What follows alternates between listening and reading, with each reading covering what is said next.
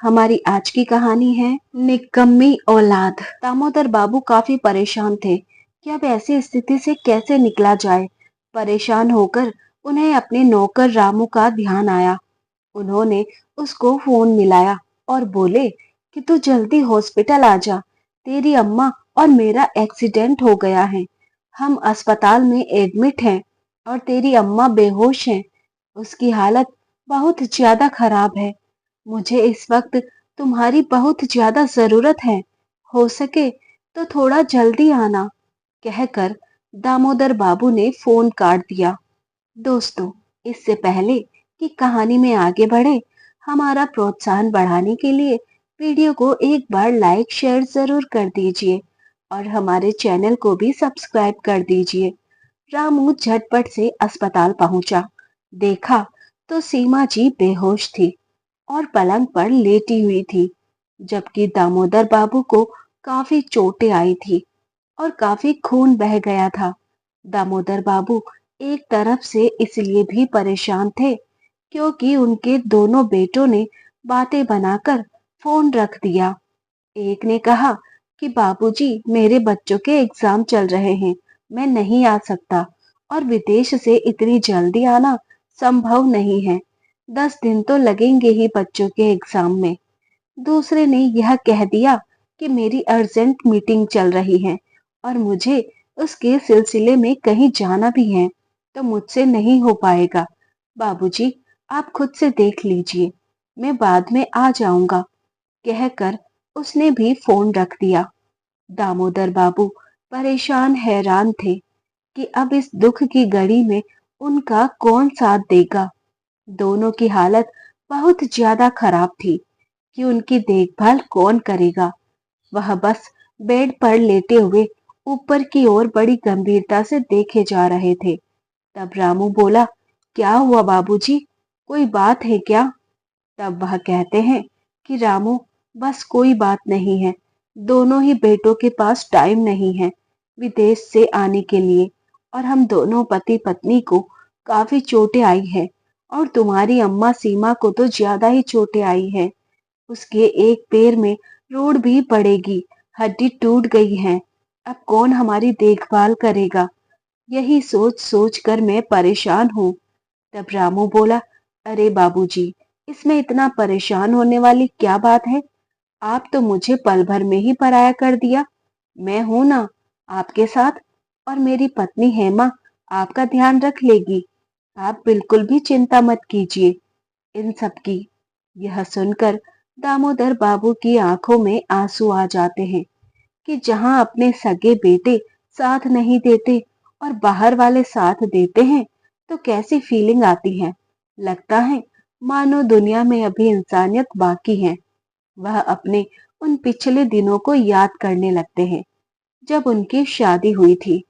तब कैसे उनकी पत्नी के घर वाले उनकी शादी के लिए मान नहीं रहे थे, क्योंकि दामोदर बाबू की फैमिली वाले काफी गरीब आदमी थे, जबकि सीमा जी एक अमीर परिवार की बेटी थी। 5 साल बाद वह घर वाले माने और धूमधाम से शादी हो गई। सीमा जी दामोदर बाबू की पत्नी बन गई और उनकी घर गृहस्थी को संभालने लगी। कुछ समय बाद दामोदर बाबू के पिता का देहांत हो गया। पति के सदमे में उनकी पत्नी का भी कुछ दिन बाद स्वर्गवास हो गया। दामोदर बाबू अकेले पड़ गए। पहले से ही काफी गरीबी झेल रहे थे, अब पिता का सहारा भी उनके सर से उठ गया। 4 बीघा जमीन और मेहनत मजदूरी करने वाला इंसान आज बहुत ज्यादा परेशान था। वो अपनी पत्नी सीमा जी से बोले, सीमा, तुम भी मुझे छोड़कर क्यों नहीं चली जाती? तुम्हें पता है सीमा, तुम एक बड़े घर की लड़की हो, तुमसे यह सब बर्दाश्त नहीं होगा। तब सीमा जी बोली कि अजी, आप कैसी बातें करते हैं? हमने 7 फेरे लिए हैं और उन 7 वचनों में एक वचन यह भी है कि जिंदगी भर आपका साथ निभाऊंगी, मरते दम तक आपका साथ दूंगी। और यह घर अब मेरा भी है, भले ही मेहनत मजदूरी करनी पड़े, लेकिन मैं आपको कभी नहीं छोड़ूंगी। और वैसे भी अगर मेरी शादी एक अमीर घर में हो जाती और मेरा ख्याल उस लड़के से ना मिलते तो क्या, दुखी तो मैं तब भी रहती थी, और मुझे आपके साथ जो सुख मिलता है वह कहीं नहीं मिलता। यह बात सिर्फ मैं ही जानती हूँ। और मेहनत मजदूरी ही तो करते हैं, किसी के घर में एक डकैती तो डालते नहीं। तब दामोदर बाबू इस पर हल्का सा मुस्कुरा देते थे और कहते, सीमा, तुम काफी समझदार हो गई हो। तब सीमा जी हल्की सी मुस्कुराकर कहती, सब आपकी सोहबत का असर है। सीमा जी काफी अमीर घर से थी।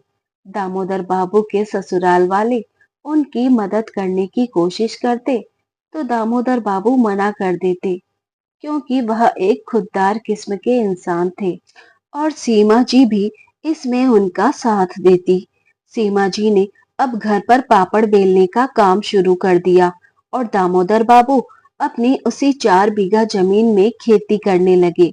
मेहनत मजदूरी करते अब उनके 2 बच्चे हो गए। बच्चों को पढ़ाया लिखाया और साथ साथ मेहनत मजदूरी करते रहे। सीमा जी की मेहनत रंग लाई, और अब उनका बिजनेस जोरों शोरों से चलने लगा। पापड़ के ऑर्डर और ज्यादा बढ़ने लगे, और काफी धनवान अब हो चुके थे। पति पत्नी की मेहनत रंग लाई थी, और 4 बीघा जमीन में 40 बीघा जमीन हो चुकी थी, और एक बड़ा घर बन चुका था। बच्चों को अच्छे स्कूल में पढ़ाया लिखाया। बच्चों की स्कूलिंग पढ़ाई पूरी हो गई, और अब उन्होंने ग्रेजुएशन किया।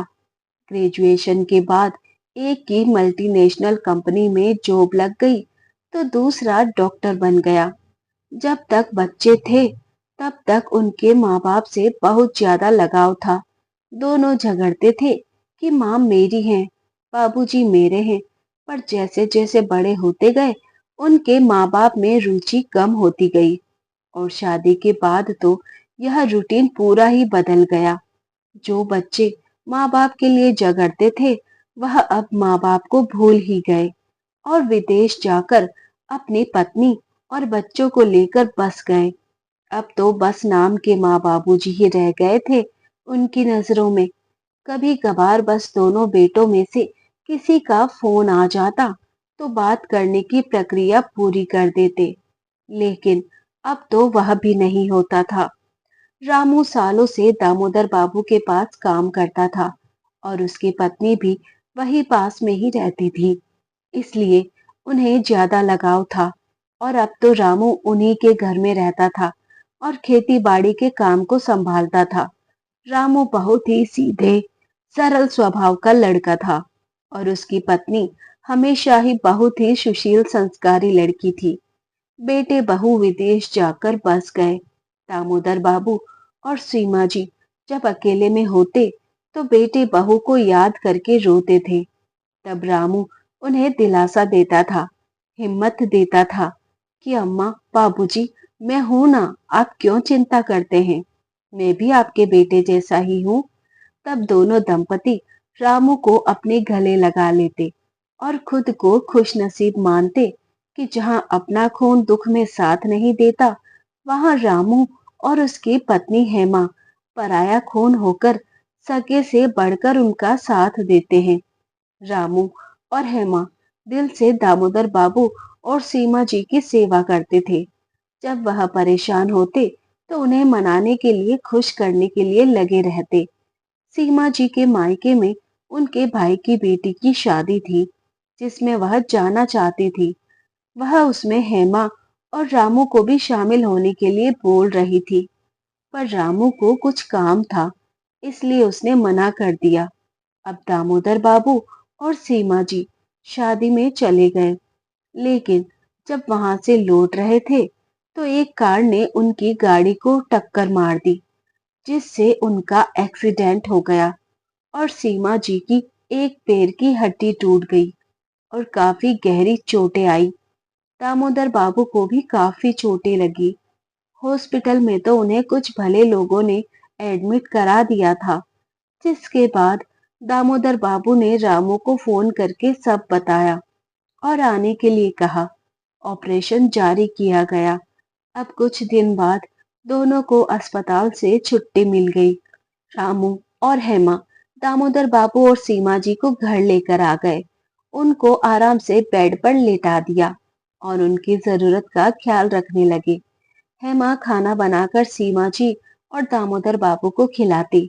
रामू भी उनकी दवाइयां समय पर देता और अंदर बाहर के काम कर देता।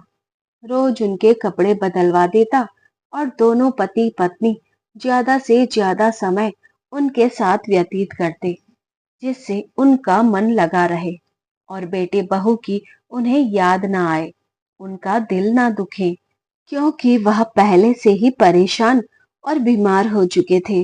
रामू और हेमा दिन रात दोनों दंपति की सेवा में लगे रहते। डॉक्टर ने बताया कि अभी महीने लगेंगे इन्हें ठीक होने में, क्योंकि पैर की हड्डी भी टूटी है और इन्हें गहरी चोटें आई हैं। खून काफी बहने की वजह से इन्हें कमजोरी हो गई है। अब समय के साथ दोनों दंपति स्वस्थ होते जा रहे थे। लगभग 2 महीने बीत चुके थे, लेकिन बेटे बहू में से ना तो किसी ने फोन किया और ना ही पूछा कि माँ बाबूजी अब आपकी तबीयत कैसी है। यह सब कैसे हो गया था? लेकिन बेटे बहुएं तो अपनी ही दुनिया में मग्न थे। उन्होंने अपने बूढ़े माता पिता से कुछ लेना देना ही नहीं था, जैसे कि सब कुछ उनका उनके बीवी बच्चों में ही बसा हो। माँ बाप से तो वह अब फॉर्मेलिटी भी पूरी नहीं कर पाते थे। लेकिन एक दिन अचानक से दोनों बेटे बहुएं और उनके बच्चे सब घर पर आ जाते हैं। हेमा बरामदे में ही होती है। जैसे ही बेटे बहू हेमा को देखते हैं तो उनका मुंह बन जाता है। हेमा उन्हें जानती नहीं थी, पर समझ गई थी कि अम्मा बाबूजी के बेटे बहू हैं। अब अंदर बैठा रामू दामोदर बाबू को सूप पिला रहा होता है।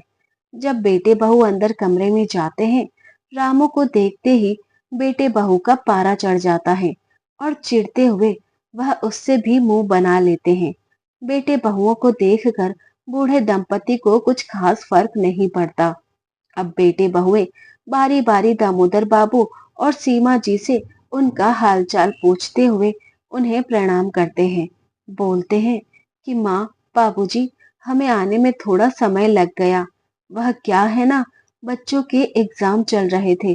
तब बड़ा बेटा विवेक बोलता है कि हाँ बाबूजी, मेरी भी इम्पोर्टेंट मीटिंग थी, जिसकी वजह से मैं आ नहीं पाया।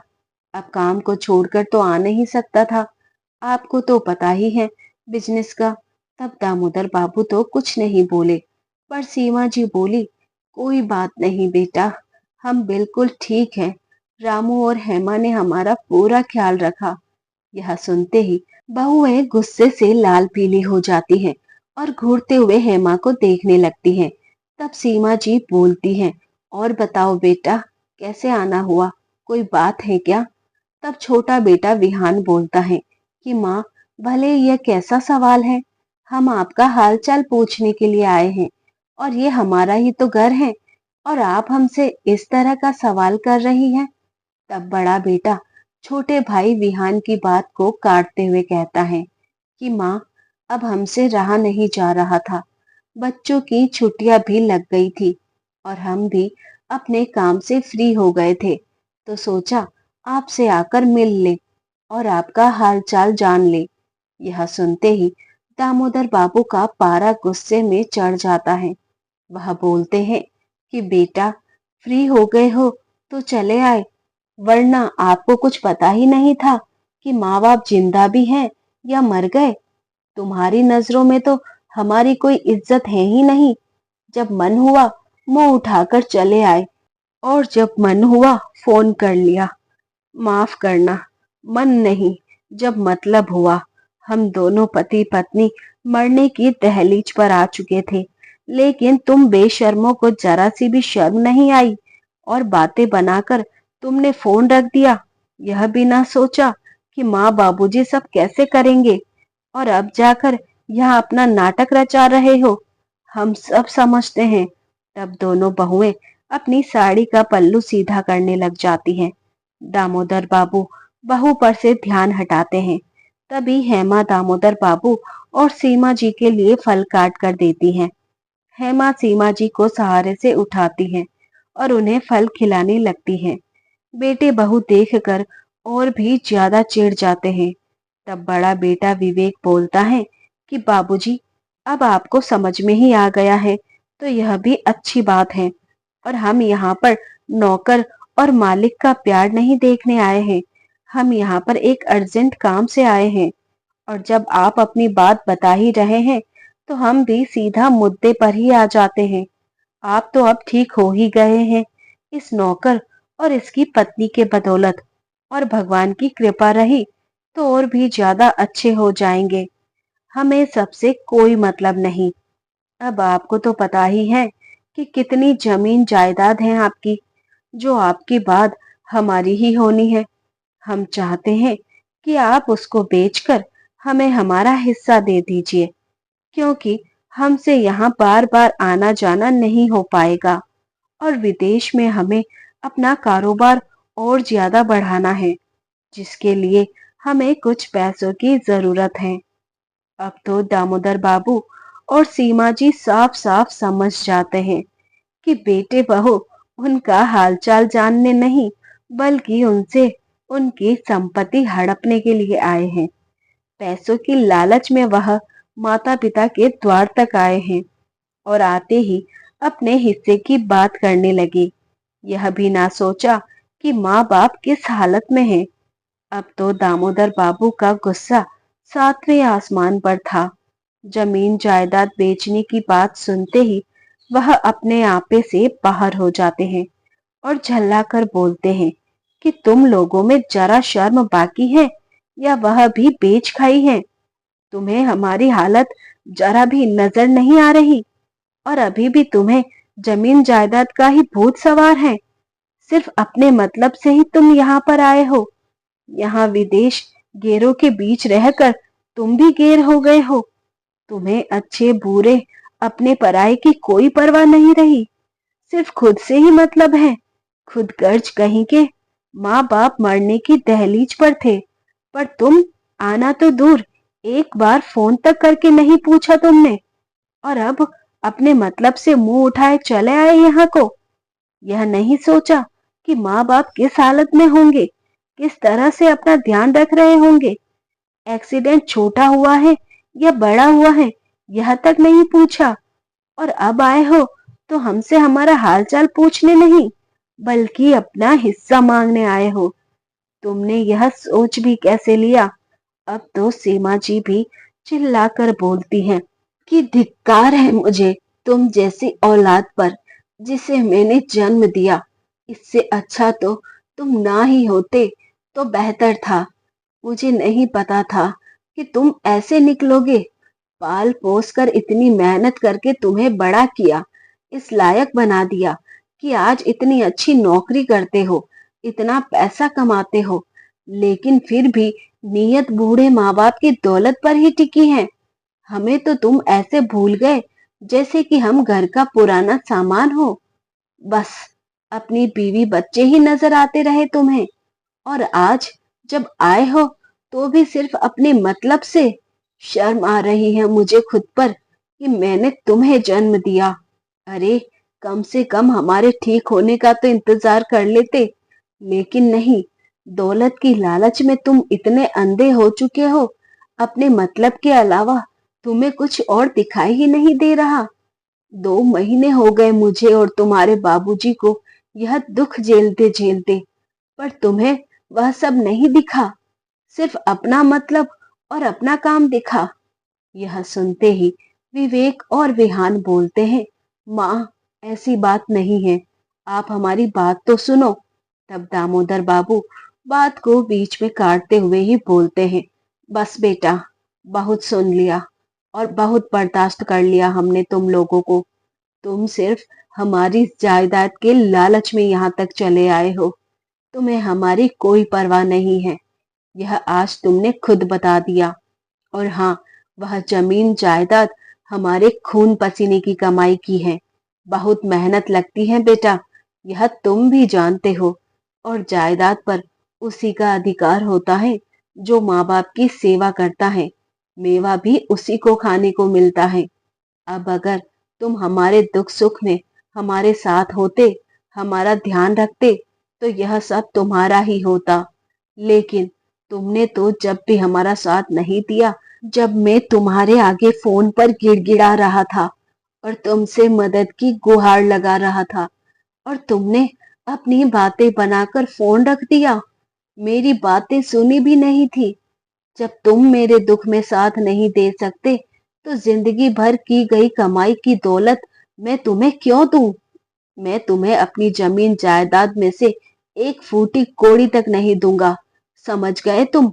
और जिनको तुम जब से घूर घूर कर देखे जा रहे हो, वही हमारे असली बेटे बहू हैं, जिन्होंने हमारे दुख सुख में साथ दिया, हमारे साथ खड़े रहे, हमारा ध्यान रखा, हमारी जरूरत का ख्याल किया, हमारे गम में हमें मुस्कुराना सिखाया।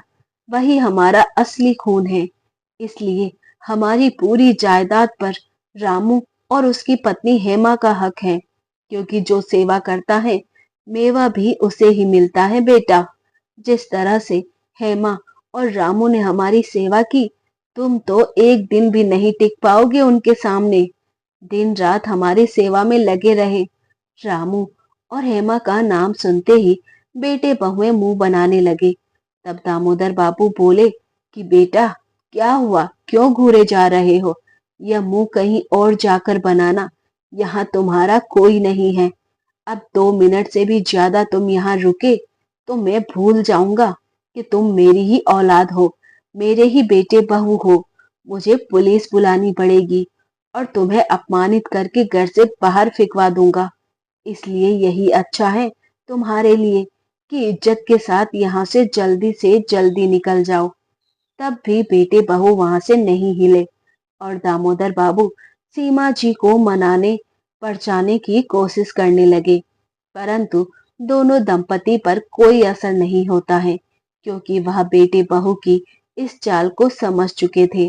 तब दामोदर बाबू फोन पर वकील को बुलाते हैं और अपनी सारी जायदाद हेमा और रामू के नाम कर देते हैं और अपनी जायदाद का वारिस भी उन्हीं को बनाते हैं।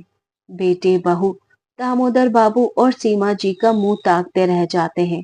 रामू और हेमा भी परेशान और हैरान हो जाते हैं कि दामोदर बाबू ने अपनी सारी जायदाद उनके नाम क्यों कर दी। आखिर वह तो उनके बेटे बहू भी नहीं है। लेकिन यह सब देखते ही दामोदर बाबू के बेटे बहू की अक्ल ठिकाने लग जाती है।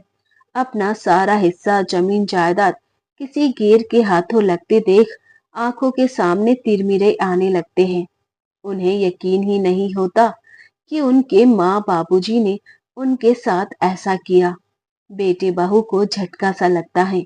आज उन्हें एहसास होता है कि अगर वह दामोदर बाबू के बुलाने पर उस दिन आ जाते, तो यह सब उनके साथ ऐसा ना होता, यह दिन देखना ना पड़ता, क्योंकि उन्होंने अपने पैर पर खुद से कुल्हाड़ी मारी थी। इसलिए उदास चेहरा लेकर वह वहां से चले जाते हैं और खुद पर ग्लानि महसूस करते हैं। अब बेटे बहुएं आपस में ही लड़ने झगड़ने लगते हैं कि सब तुम्हारी वजह से हुआ है, अगर तुम आ जाते तो यह सब ना होता। तब छोटी बहू बोलती है, भाभी, यह सब आपकी वजह से ही हुआ है। आपको ही माँ बाबूजी पसंद नहीं है कि मैं बुढ़े बुढ़िया का मुंह देखना भी पसंद नहीं करती। आपको ही गांव के गवार लगते हैं ना वह। पर अब लड़ने झगड़ने से क्या ही होता। अब रामू और हेमा रोने लगते हैं। तब दामोदर बाबू और सीमा जी उन्हें चुप करते हैं और गले से लगाते हुए कहते हैं कि तुम तो हमारे अच्छे बच्चे हो, तुम्हें हम खुद से कभी अलग नहीं करेंगे। तुम्हें रोने की कोई जरूरत नहीं है। यह सब तुम्हारे कर्मों का ही फल है जो तुम्हें आज मिला है। तुम हमारे सगे से बढ़कर हो और मैं तुम्हें अपना सगे बेटे बहू मानता हूँ। अब कुछ दिन में दामोदर बाबू और सीमा जी और ज्यादा स्वस्थ होने लगते हैं। दामोदर बाबू और सीमा जी रामू और हेमा में जान बसती थी, और इधर रामू और हेमा की जान दामोदर बाबू और सीमा जी में बसती थी। दोनों ही एक दूसरे का ख्याल रखते थे और एक दूसरे के बिना अधूरे थे। तो ये जरूरी नहीं कि अपने ही पेट की औलाद अपनी होती है, क्योंकि पैदा करने वाले से बड़ा पालने वाला होता है। और जब अपने पेट की औलाद निकम्मी निकले, जबकि गैर बच्चा माँ बाप की इतनी सेवा करे, दिन रात एक कर दे, तो माता पिता को कोई फैसला जरूर लेना पड़ता है। सुख दुख में उनका साथ दे। तो अगर बच्चे माता पिता का दिल दुखाए, तो उन्हें जरा देर नहीं लगती अपनी जायदाद किसी और के नाम करने में। तो ध्यान रखे कि अपने माता पिता का दिल ना दुखाएं, उनकी जरूरत का ख्याल रखें, उनके सुख दुख में साथ दे, उनके गम में उन्हें हंसाने की कोशिश करें, उन्हें सहानुभूति दे, उनका प्रोत्साहन बढ़ाए। तो दोस्तों, जो दामोदर बाबू और सीमा जी ने अपने बेटे बहू के साथ किया था, वह फैसला सही था कि गलत? कमेंट करके अपनी राय जरूर बताएं। कहानी आपको जरा भी पसंद आए तो वीडियो को लाइक शेयर करें और ऐसी ही कहानियां सुनने के लिए हमारे चैनल को सब्सक्राइब करें। साथ में बेल आइकन प्रेस करें ताकि न्यू स्टोरीज का नोटिफिकेशन सबसे पहले आपको मिल सके। आप ये कहानी कहाँ कहाँ से सुन रहे हैं कमेंट में जरूर लिखें। मिलते हैं जल्द ही एक नई कहानी के साथ। तब तक के लिए आप अपना ख्याल रखें। धन्यवाद।